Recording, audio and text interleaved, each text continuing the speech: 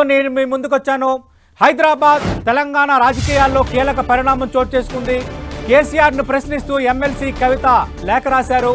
My dear daddy అంటూ 6 పేజీల లేఖ రాసిన కవిత పార్టీ లీడర్స్కి యాక్సెస్ ఇవ్వడం లేదన్న అంశాన్ని ప్రస్తావించారు.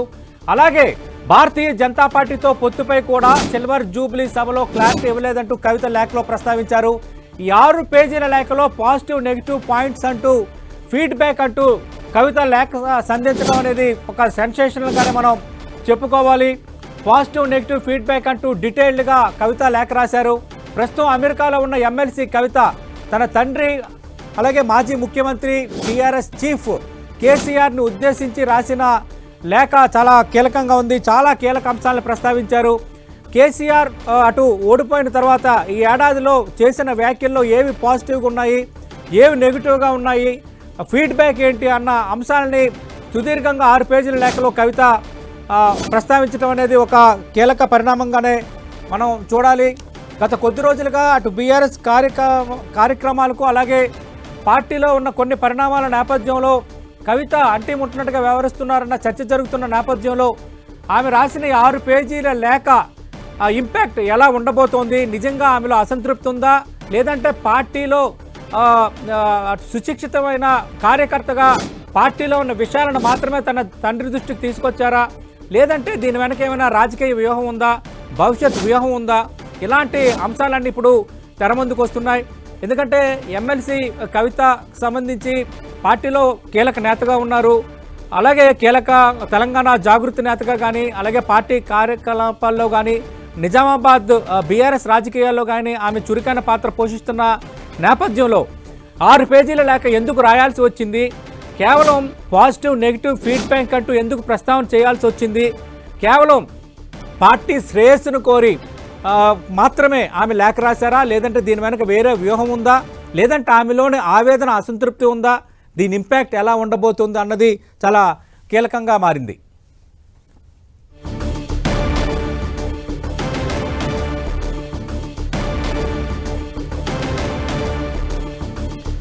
బిగ్ బ్రేకింగ్ న్యూస్ చూస్తున్నాం. బీఆర్ఎస్ నేత ఎమ్మెల్సీ కవిత తన తండ్రి బీఆర్ఎస్ చీఫ్ మాజీ ముఖ్యమంత్రి కేసీఆర్ను ఉద్దేశించి 6 పేజీల లేఖను రాశారు. పార్టీకి సంబంధించి పాజిటివ్ నెగిటివ్ బ్యాక్ ఫీడ్ అంటూ ఆమె రాసిన లేఖ ప్రస్తుతం ఇప్పుడు సెన్సేషన్గా మారింది. దీని వెనక వ్యూహం ఏమైనా ఉందా, లేదంటే ఆమెకి అసంతృప్తి ఉందా, కేవలం కార్యకర్తగానే పార్టీలో ఉన్న విషయాలను తండ్రి దృష్టికి తీసుకురావాలనుకున్నారా? మరిన్ని వివరాలు అందించడానికి మా తెలంగాణ ఇన్పుట్ ఎడిటర్ కళ్యాణ్ సిద్ధంగా ఉన్నారు.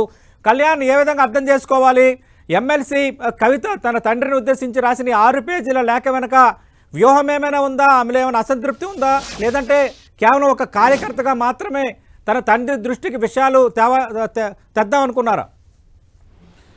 సతీష్, ఖచ్చితంగా ఇప్పుడు తెలంగాణ రాజకీయాల్లో కల్వకుంట్ల కవిత ఎమ్మెల్సీ రాష్ట్ర లేఖ అనేది కలకలంగా మారింది ఖచ్చితంగా. ఎందుకంటే గత కొద్ది రోజులుగా బీఆర్ఎస్ పార్టీకి కవిత వైఖరికి, కవిత వ్యవహార శైలికి, కవిత తీసుకుంటున్న కార్యక్రమాలకు మధ్య కొంత గ్యాప్ కనిపిస్తుంది.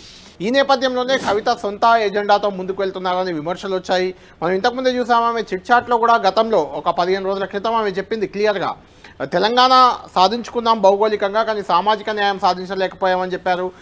కేసీఆర్ పాలన విషయంలో కామెంట్లు కూడా చేశారు. ఒక రకంగా రైతు బంధు అనేది బీఆర్ఎస్ ప్రభుత్వం దేశంలో ఎక్కడ లేని విధంగా తెలంగాణలో అమలు చేస్తున్న అతిపెద్ద కార్యక్రమం. ఎకరానికి 10,000 రూపాయలు గతంలో ఇస్తూ వచ్చింది. రైతు బందే 2018 ఎన్నికల్లో బీఆర్ఎస్ని గెలిపించింది, అధికారంలోకి తెచ్చిందనే ప్రచారం కూడా ఉంది. అలాంటి రైతు బంధుపై కూడా కవిత విపక్షాలు ఏదైతే విమర్శలు చేస్తున్నాయో, 100 ఎకరాలు ఉన్న వాళ్ళకు కూడా రైతు బంధు ఇచ్చాం, ఎకరం భూమి కూడా లేని రైతు కూలీలకు ఇవ్వలేకపోయామంటూ కామెంట్ చేశారు. అంటే ఒక విపక్షాలు చేస్తున్న విమర్శని కవిత, కేసీఆర్ సొంత కూతురు కవిత చేయడం అనేది అప్పట్లోనే కలకలంగా మారింది. కవిత వ్యవహార శైలిపై అప్పట్లోనే భిన్నాభిప్రాయాలు వ్యక్తమయ్యాయి. అయితే కవిత ప్రస్తుతం అమెరికాలో ఉన్నారు, ఇండియాలో లేరు ఆమె. ఈ నేపథ్యంలో ఆమె రాసిన లేఖ 6 పేజీల లేఖ ఇప్పుడు మన చేతిలో ఉంది. 6 పేజీల లేఖ అనేది ఖచ్చితంగా ఒక కలకలంగా మారిందని చెప్పొచ్చు. ఎందుకంటే ఇది ఇప్పుడు రాసిన లేఖ కాదు, వాస్తవానికి కవిత లేఖ రాశారని ఎప్పటి నుంచో ప్రచారం జరుగుతుంది రాజకీయ వర్గాల్లో. కేసీఆర్కు కవిత లేఖ ఎందుకు రాశారు, అసలు ఆ లేఖలో ఏముంది అనే ఒక చర్చ చాలా రోజుల నుంచి జరుగుతుంది. మనం కూడా చాలా సందర్భాల్లో ఈ విషయాన్ని ప్రస్తావించాం. అయితే ఈ లేఖ ఈరోజు బయటకు వచ్చింది. కవిత ఇండియాలో లేని నేపథ్యంలో ఇది ఎప్పుడు రాసిందంటే ఈ నెల 2వ తేదీన రాశారు. అంటే తెలంగాణ బీఆర్ఎస్ ఆవిర్భావ వేడుకలు ఘనంగా వరంగల్లో 27వ తేదీ జరిగితే ఆ తర్వాత ఒక 5 రోజులకు ఈ లేఖ కేసీఆర్కు రాశారు.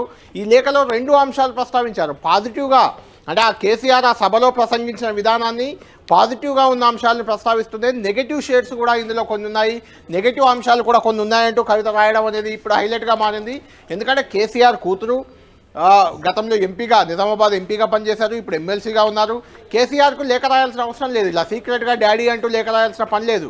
ఇది నాయకురాలిగా రాసిన లేఖగా కూడా మనం చూడకూడదు. ఎందుకు చూడకూడదు అంటే ఇక్కడ డాడీ అని ఉదాహరించారు. అంటే పార్టీ అధ్యక్షుడికో కేసీఆర్ గారికో మాజీ ముఖ్యమంత్రికో అని ఇలా లేదు, డాడీ అని క్లియర్గా ఆమె అడ్రస్ చేస్తూ రాశారు. అంటే డాడీకి కూతురు లేఖ రాయడం ఏంటి? కూతురు డాడీ కలవచ్చు, మాట్లాడవచ్చు, కేసీఆర్కి ఏదైనా చెప్పే స్వేచ్ఛ ఆమెకు ఉంటుంది. లేఖ ఎందుకు రాశారు అంటే ఇందులో ఖచ్చితంగా ఏదో కొంత కేసీఆర్కి కేటీఆర్కి లేకుంటే మిగిలిన నాయకులతో కవిత గ్యాప్ ఉందనేది ఖచ్చితంగా ఈ లేఖ అడ్రస్ చేసిన విధానంలోనే మనకు తేలుతుంది. డాడీ అంటూ లేఖ రాయడం అది దాదాపు 20 రోజుల తర్వాత ఇప్పుడు వెలుగులోకి రావడం. ఇందులో చాలా సున్నితమైన అంశాలు కూడా ఉన్నాయి సతీష్, మామూలుగా లేదు. ఈ లేఖని మనం ఖచ్చితంగా చూడాలి. లేఖలో కొన్ని అంశాలు ఆమె ఎత్తి చూపిన అంశాలు అనేది బీఆర్ఎస్ పార్టీ ఉనికికే ప్రమాదకరంగా మారేలా ఉన్నాయి. ఇందులో ప్రధానంగా ఏంటంటే తనను జైలు పాలు చేసిన బీజేపీ గురించి సభలో మాట్లాడలేదు, బీజేపీ బీఆర్ఎస్ 2 ఒకటే అనే విమర్శలకు సమాధానం ఇవ్వలేకపోయారు. ఇలాంటి అంశాలు చాలా ఉన్నాయి. అంతేకాదు మొదటి నుంచి మనం సభ జరిగిన రోజు కూడా మనం నాగేశ్వర్ గారితో ఆ రోజు విశ్లేషణలో కూడా ఈ చర్చకు వచ్చింది. కాంగ్రెస్ పార్టీని టార్గెట్ చేశారు కేసీఆర్, బీజేపీని పెద్దగా చేయలేదు అనేది వచ్చింది చర్చ. అది బయట ఉన్న చర్చ అయినప్పటికీ కవిత కూడా అదే అంశాన్ని కేవలం 2 నిమిషాలు మాత్రమే మీరు బీజేపీని ప్రశ్నించారు, భవిష్యత్తులో బీజేపీతో బీఆర్ఎస్ పొత్తు పెట్టుకుంటుంది అని సందేశం బయటకు వెళ్లేలా మీ ప్రసంగం ఉంది అంటూ కేసీఆర్ని ఎత్తి చూపారు. అంటే బీజేపీ బీఆర్ఎస్ ఒక్కటే అని ఒక రకంగా తన లేఖ ద్వారా కవిత చెప్పకనే చెప్పారనుకోవచ్చు.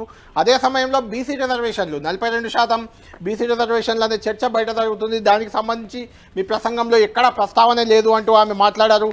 ఇలాంటి కొన్ని అంశాలు ఖచ్చితంగా బీఆర్ఎస్ పార్టీకి ఇబ్బందికరంగానే మనం చెప్పాలి. అన్నిటికంటే ముఖ్యంగా పాత ఇన్ఛార్జీలు ఎవరున్నారో వారికే లోకల్ బాడీ ఎన్నికల బీఫామ్లు ఇస్తారా అంటూ ఆమె ప్రశ్నించారు. అంటే కొత్తగా చేరిన వాళ్ళని ఇవ్వరా, పాత వాళ్ళకే ఇస్తారా అంటూ. అంటే కొత్త పాత మధ్య ఉన్న కొంత గ్యాప్ బీఆర్ఎస్ లో ఉంది. అంటే ఉద్యమకారులు కొత్తగా చేరిన వాళ్ళ మధ్య గ్యాప్ ఉంది కాబట్టి ఆ అంశాన్ని కూడా ఆయన ఎత్తి చూపారు ఆమె ఈ లేఖలో. ఇలాంటి అంటే పాజిటివ్ అంశాలు కొన్ని చెప్తూనే ఇలాంటి నెగటివ్ అంశాలను కేసీఆర్ దృష్టికి తీసుకెళ్లే ఉద్దేశంతో రాసిన ఈ లేఖ ఇప్పుడు ఖచ్చితంగా ఒక రకంగా కలకలంగా మారింది. కవిత ఏదో వేరు సతీష్ అంటే కళ్యాణ్ దీన్ని ఏ విధంగా అర్థం చేసుకోవాలి ఈ లేఖని? అంటే కవితలో అసంతృప్తి ఉందా, లేదంటే ఆమెలో ఆవేదన ఉందా, ఆ పార్టీ సరైన దారిలో వెళ్ళటం లేదని, లేదంటే ఆమె ఈ లేఖ రాయడం వెనక ఆమె భవిష్యత్తు వ్యూహం వేరేదేమైనా ఉందా? సతీష్ ఖచ్చితంగా అంటే కవిత ఒక లైన్లో వెళ్తున్నారు అని బీఆర్ఎస్లోని చాలామంది నాయకులు అనుమానిస్తున్నారు. కవిత ఏదో పార్టీ లైన్కు విరుద్ధంగా వెళ్తున్నారు, పార్టీకి కొంత డిటాచ్ అవుతున్న వైఖరి కనిపిస్తుంది. వేరే వాళ్ళ ప్రోద్బలం కూడా కవిత వెనుక ఉండొచ్చు అనే ఒక ప్రచారం కొంత బీఆర్ఎస్లోనే ఇంత అంతర్గతంగా సాగుతుంది. మనం చూసాం 2-3 రోజుల క్రితమే అంటే కవితకి కేటీఆర్ గ్యాప్ ఉందని, కేటీఆర్కి హరీష్కి గ్యాప్ ఉందని, కవితకి కేసీఆర్కి గ్యాప్ వచ్చిందని ఇలా పార్టీ వర్గాల్లో నాయకుల మధ్య గ్యాప్ అనేది ఒక చర్చ జరుగుతుంది. ఈ నేపథ్యంలోనే 3-4 రోజుల క్రితం స్వయంగా హరీష్ రావు ఇంటికి కేటీఆర్ వెళ్ళడం, కేటీఆర్ హరీష్ రావు ఇద్దరు భేటీ అయి మాట్లాడుకోవడం, హరీష్ రావు కూడా కేసీఆర్ ఏది చెప్తే అది తాను తుజా చెప్పకుండా పాటించే కార్యకర్తను, కేటీఆర్కి నాయకత్వ బాధ్యతలు అప్పగించిన తాను కలిసి పనిచేస్తానంటూ హరీష్ రావు ప్రకటించడం జరిగింది. అయితే ఇంత జరుగుతున్న కవిత మాత్రం ఎక్కడా కూడా క్లారిటీ ఇచ్చే ప్రయత్నం చేయలేదు. తాను చేసిన వ్యాఖ్యలు, గతంలో చేసిన వ్యాఖ్యలు కానీ, రైతు బంధువు విషయంలో కానీ, లేదంటే సామాజిక తెలంగాణ సాధించలేకపోయామని ఇలాంటి వ్యాఖ్యలకు సంబంధించి ఎక్కడా వివరణ ఇవ్వలేదు. అంతేకాదు ఆమె బీసీ నినాదాన్ని ఎత్తుకున్నారు. బీసీ నినాదం ఎత్తుకొని జాగృతి నుంచి జనంలోకి వెళ్ళే ప్రయత్నం చేశారు. ఈవెన్ పార్టీ ఆవిర్భావ వేడుకలకు సంబంధించి కూడా కవితకు పెద్దగా ఎక్కడ బాధ్యతలు అప్పగించకపోయినా కేటీఆర్తో పోటీగా కవిత కూడా 40-50 నియోజకవర్గాల్లో పర్యటించారు. ఆ పార్టీ గ్యాదరింగ్ కూడా కొంత చేశారు. అయితే జాగృతి అనే ఒక వేరు కుంపటి పెట్టుకొని పార్టీకి విరుద్ధంగా ఆమె పనిచేస్తున్నారనే విమర్శలు కూడా కొద్ది రోజులుగా వస్తున్నాయి. ఇలాంటి అంశాలకు సంబంధించి బీఆర్ఎస్లో మాత్రం చాలా రోజులుగా ఒక ఆసక్తికర చర్చ జరుగుతుంది. అంటే కవిత ఏం చేయబోతున్నారు, తెలంగాణ జాగృతి పేరుతో కొత్త పార్టీ పెడతారా, ఆమె భారత్ జాగృతి అని పెట్టుకున్నారు, ఆ పార్టీ కొత్త పార్టీ పెడతారా, లేకుంటే ఇంకేదైనా పార్టీలో చేస్తారా, ఇంకే నాయకులతో అయినా ఆమె మాట్లాడుతున్నారా అనే ఒక చర్చ అయితే పెద్ద ఎత్తున జరుగుతుంది. ముఖ్యంగా కవిత బీఆర్ఎస్ బీజేపీ ఒక్కటే అని కాంగ్రెస్ పార్టీ చేస్తున్న విమర్శ ఏదైతే ఉందో సతీష్, మనం అధికారంలోకి కాంగ్రెస్ పార్టీ వచ్చిన నుంచి బీజేపీ బీఆర్ఎస్ ఒక్కటే అనే రకమైన విమర్శలు కాంగ్రెస్ నేతలు చేస్తున్నారు. ఇప్పుడు కవిత రాసిన లేఖలో కూడా తనను అరెస్ట్ చేసింది బీజేపీ, అలాంటి బీజేపీ గురించి ఘాటుగా మాట్లాడకపోవడం కేసీఆర్ బాధ కలిగించిందంటూ చెప్పడం ఖచ్చితంగా బీజేపీ బీఆర్ఎస్ ఒక్కటి అని ఒక రకంగా కవిత కూడా భావిస్తున్నట్లుగానే మనకి లేఖ ద్వారా అర్థమవుతుంది. ఈ నేపథ్యంలో కవిత విషయంలో బీఆర్ఎస్ ఏం చేయబోతుంది అనేది ఖచ్చితంగా ఇంట్రెస్టింగ్ పరిణామం. ఎందుకంటే గతంలో మనం చూసాం సతీష్, నరేంద్ర, ఆల నరేంద్ర, ఆ తర్వాత విజయశాంతి ఇలాంటి నాయకులంతా కూడా కొంత పార్టీ లైన్కు వ్యతిరేకంగా వెళ్తున్నప్పుడు కేసీఆర్ ఎలాంటి సంజాయిషి నోటీస్ ఇవ్వలేదు, ఎలాంటి వివరణ వాళ్ళ నుంచి తీసుకోలేదు, రాత్రికి రాత్రి వాళ్ళని సస్పెండ్ చేసిన సందర్భాలు ఉన్నాయి.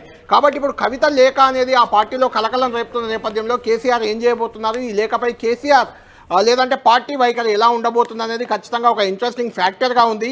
దీనికి సంబంధించి బీఆర్ఎస్ నాయకులు మాత్రం ఎవరు పెద్దగా మాట్లాడడానికి సిద్ధంగా లేరు. అయితే తక్కలపల్లి రవీంద్రరావు మొదటి నుంచి కూడా బీఆర్ఎస్ పార్టీలో కీలక నేతగా ఉన్నారు, వరంగల్ జిల్లా అధ్యక్షుడిగా ఉన్నారు, ఆయన ఎమ్మెల్సీగా కూడా ఉన్నారు. అన్నిటికంటే ముఖ్యంగా కేసీఆర్ కుటుంబంతో అత్యంత సన్నిహితంగా ఉండే వ్యక్తి. అయితే మనకు మాట్లాడడానికి సిద్ధంగా ఉన్నారు. మన సతీష్ ఆయనతో కూడా ఒకసారి మాట్లాడదాం. రైట్ రవీంద్రరావు గారు కలవలేదు, కలిసిన తర్వాత మాట్లాడదాం. కళ్యాణ్ నేను అడుగుతున్నది ఒకటే, మీరు అన్నట్టుగా గతంలో ఆలయ నరేంద్ర, విజయశాంతి లాంటి నేతలు పార్టీ వ్యతిరేక కార్యకలాపాలకు పాల్పడినప్పుడు మాట్లాడినప్పుడు చెప్పి పెట్టకుండానే వాళ్ళని పార్టీ నుంచి ఎక్స్పెల్ చేసిన పరిస్థితి. కానీ కవిత పరిస్థితి వేరు. స్వయంగా ఆమె కూతురు అవ్వటం అనేది ఒక ఎత్తు అయితే ఎమ్మెల్సీగా ఉన్నారు. అలాగే మీరు అన్నట్టుగా గత 10 ఏళ్లలో టీఆర్ఎస్ ఉన్నప్పుడు కానీ బీఆర్ఎస్ ఉన్నప్పుడు కానీ హరీష్ రావు కానీ కేటీఆర్ కానీ అలాగే ఎంపీ జోగినిపల్లి సంతోష్ కానీ కవిత కానీ ఈ నలుగురు పార్టీ కోసం రాత్రి పగలు కష్టపడ్డారు, వాళ్ళకి ఇచ్చిన ప్రతి బాధ్యతను నిర్వర్తించారు. ఇలాంటి పరిస్థితుల్లో కవితపై వేటి వరకు వెళ్ళే అవకాశం ఉంటుందా, లేదంటే వివరణ మాత్రమే కోరుతారా? మీ అంచనా ఏంటి? ఖచ్చితంగా సతీష్, అంటే కవితపై వేటు వేస్తారా వివరణ కొడతారా అనేది పక్కన పెడితే మిగిలిన నాయకులు వాళ్ళు పార్టీ నాయకులు మాత్రమే, కానీ కవిత పార్టీ నాయకురాలు కాదు. ఇక్కడ రాసిన లేఖ కూడా నాయకురాలుగా రాయలేదని చెప్పాలి మనం. ఎందుకంటే డాడీ అంటూ ఉదాహరించారు, అంటే సొంత తండ్రికి లేఖ రాయాల్సిన పరిస్థితి ఎందుకు వచ్చింది అంటే కేసీఆర్తో కవితకు అంత గ్యాప్ వచ్చిందా, ఆ గ్యాప్ వల్లే లేఖ రాశారా? కొన్ని సందర్భాల్లో పొలిటికల్ మైలేజ్ కోసం కావచ్చు, పొలిటికల్ అవసరాల రీత్యా కావచ్చు, తండ్రి కూతుళ్ళైనా తండ్రి కొడుకులైనా రాజకీయాల్లో ఉన్నప్పుడు అన్నదమ్ములైనా ఎవరైనా వాటెవర్ వాళ్ళు లేఖలు రాసుకునే అవకాశం ఉంటుంది కొన్ని సందర్భాల్లో. అయితే అలా రాసినప్పుడు మాక్సిమం సతీష్ మీరు ఎక్కడైనా గమనిస్తే ఆ లేఖలు బహిరంగం చేస్తారు. అంటే ప్రెస్ మీట్ పెట్టి నేను కేసీఆర్ గారికి లేఖ రాశాను, మాజీ ముఖ్యమంత్రికి లేదంటే కేసీఆర్ గారికి రాశాను అని బహిర్గతం చేసి ప్రెస్ మీట్ కూడా పెడతారు, తండ్రి అయినా లేకుంటే బంధువు అయినా. కానీ ఈ లేఖను రహస్యంగా రాయడం, అది కూడా డాడీ అని పెట్టడం, అది ఈ రోజు అంటే కవిత ఇండియాలో లేని సమయంలో బయటకు రావడం, ఇందులో అంశాలు పార్టీ విధానాల్ని పార్టీ ఉనికిని ప్రశ్నార్థకం చేసే ప్రశ్నించే విధంగా ఉండడం, అంటే ప్రతిపక్ష నాయకులు ప్రతిపక్ష నేతలు రాసిన రకంగా ఉండడం అనేది ఖచ్చితంగా కొంత ఇంట్రెస్టింగ్ ఫ్యాక్టర్ గా మారింది. రవీంద్రరావు గారితో మీరు మాట్లాడండి ఒకసారి, ఆయన కూడా దీనికి సంబంధించి. డెఫినెట్లీ కళ్యాణ్, మీరు లైవ్ లోనే ఉండండి, ఇంకా చాలా అంశాలు మనం ఇద్దరం చర్చిద్దాం.